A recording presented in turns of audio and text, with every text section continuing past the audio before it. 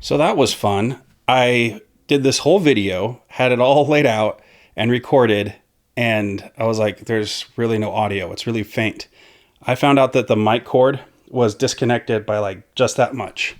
So doing YouTube solo can be hard sometimes. Anyway, my name's Rob, and I want to talk about how my 3 autistic kids are blessings. And before I get too into detail, I want to mention that whenever we do videos like this that are actually like really positive towards autism, often we'll get like a devil's advocate in the comment who is like, look, this is not how autism is. We struggle every day, this, that, the other thing. And yeah, I get that. We can't do everything all in once, put everything packed into just one video. It's just too much. It would be too long. So yes, we acknowledge that autism can be very difficult sometimes.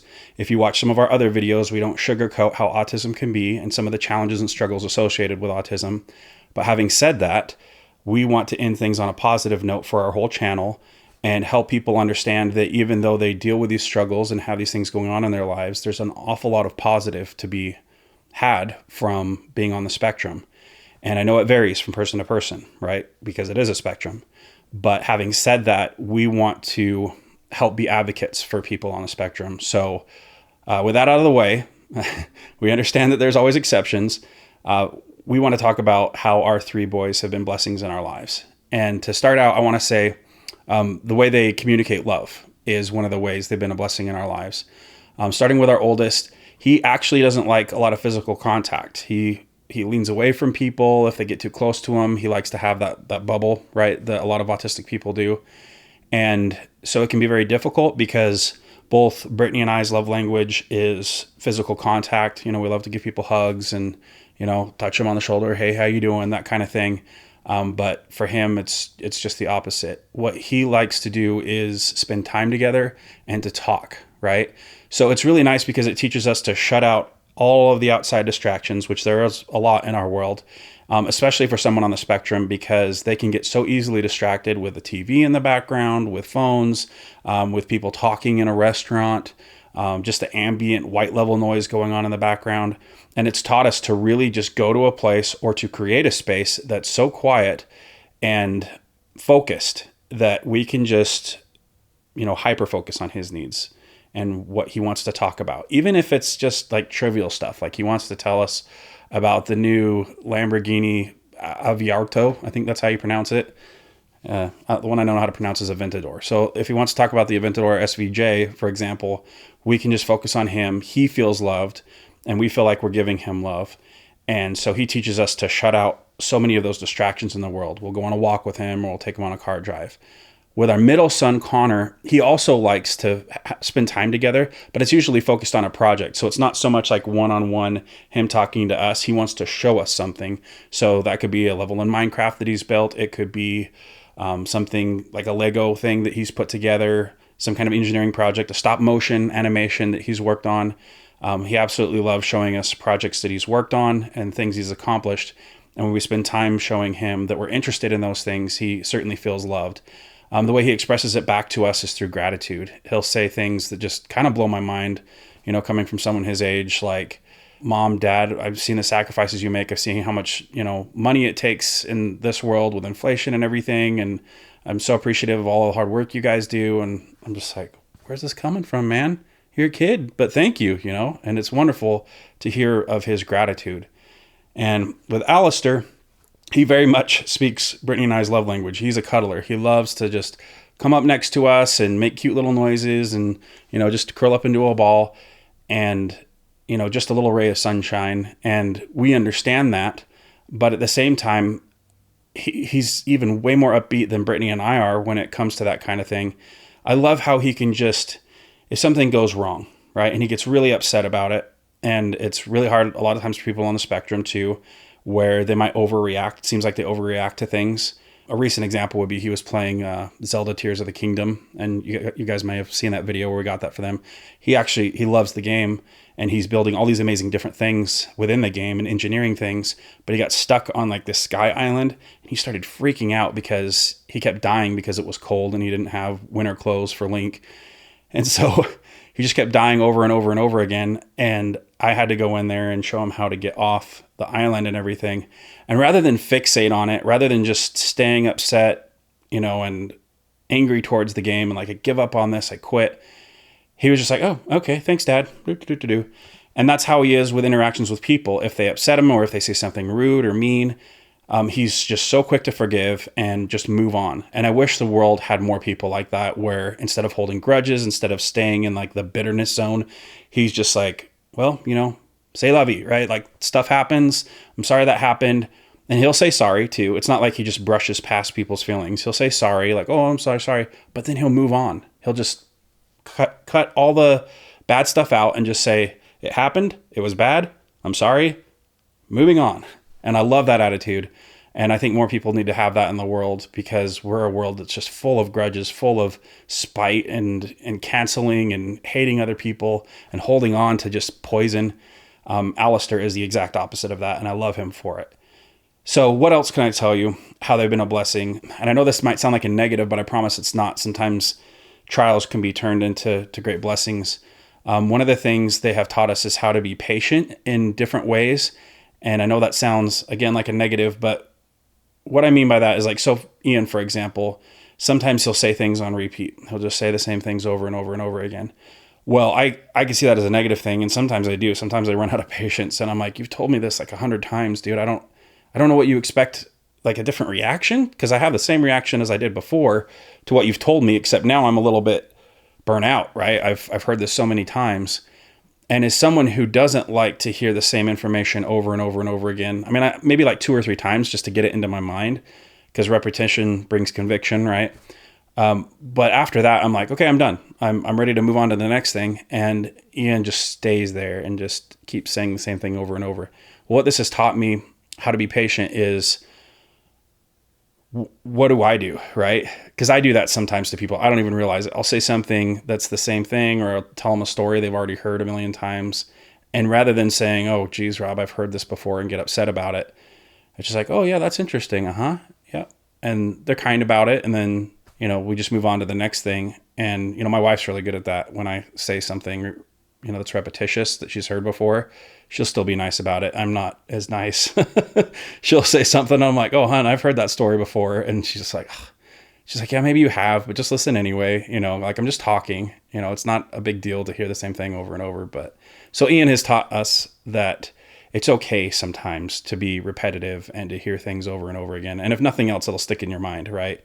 There's no questioning what things Ian loves, including, cars and outdoor life and all the other associated things with that, and how he wants to become a car mechanic and all that. Like, yeah, we've heard it a million times, but there's no doubt in our minds what his goals are in life, right?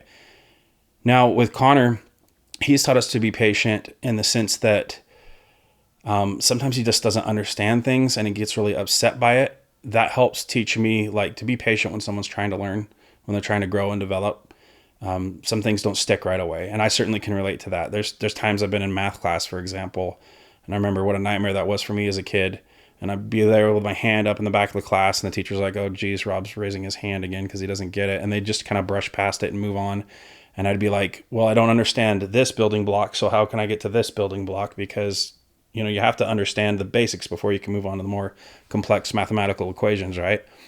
So that's helped me to be patient with Connor and realize that because his brain works differently, it might take a little longer for him to grasp a certain concept. And it helps me be patient with others when I'm teaching them, and to realize, like, not everyone's going to grasp a certain thing right away. Maybe they're really strong with one thing, but not another.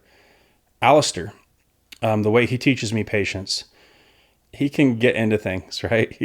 He can cause trouble, make messes. Sometimes he does those things, right, that annoy parents. Like, he opens the bread baggie, right, that holds the bread, and he'll just leave it open and leave it out.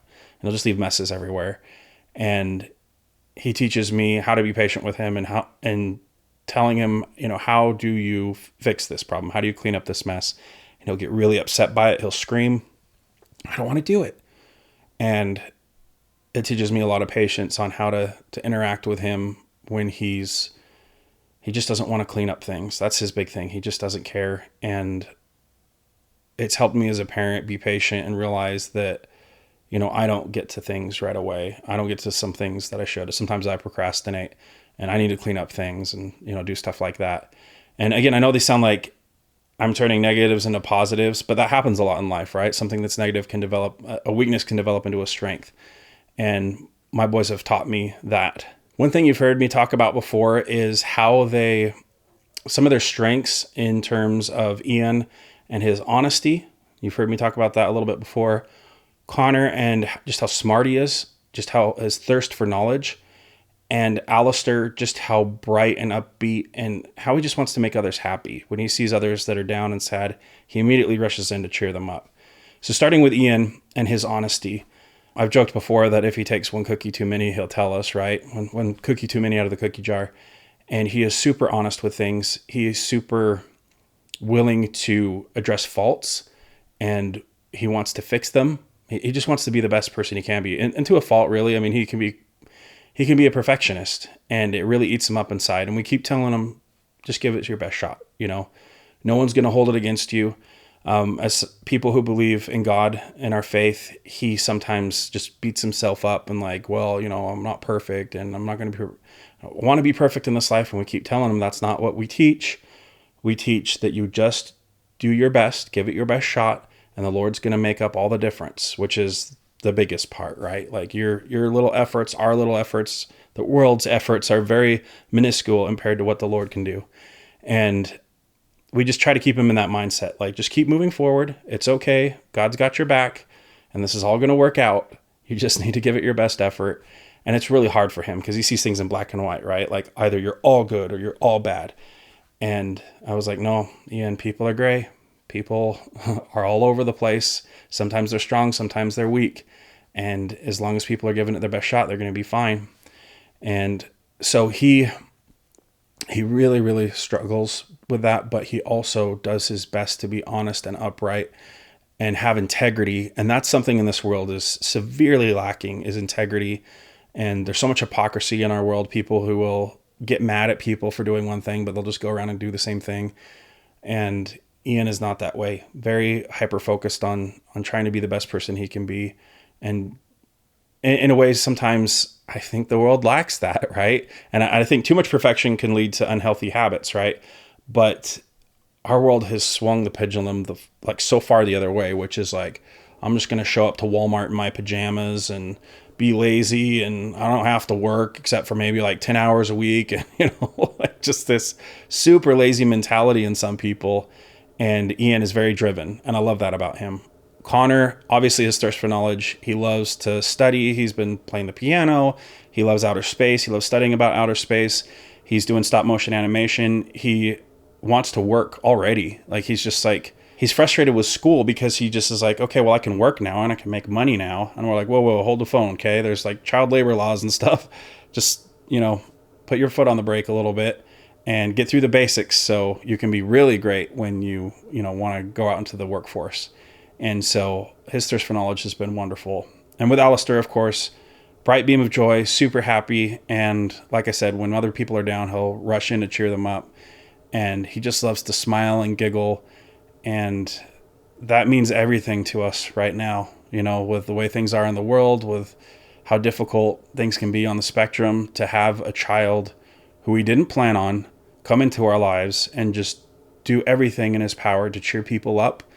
And he'll just run up to us and say, I'm happy today. I think today's a great day and the sun is shining and, we watered the plants, and he loves the simple pleasures, right? Like watering the garden outside and, cuddling up on a pillow that has flannel on it. He just loves the feeling of that, or just watching a movie. He just loves these simple pleasures. And it's a good reminder to us to have that positive attitude in life that, things aren't as bad as we think they are. We got food on our plates. We got warm beds. We got a roof over our head. Things are good. And I think I'm going to end that. I think this video has gone on long enough and you've heard me ramble enough, but our kids have definitely been blessings in our lives, and we take the bad with the good, right? We understand that there are trials and struggles that are very real and very worth talking about and working through. Having said that, there's so many blessings that have come into our lives because of our children, and I'd be remiss if I didn't say that. And with that, we hope you have a wonderful day. We'll see you in the next video.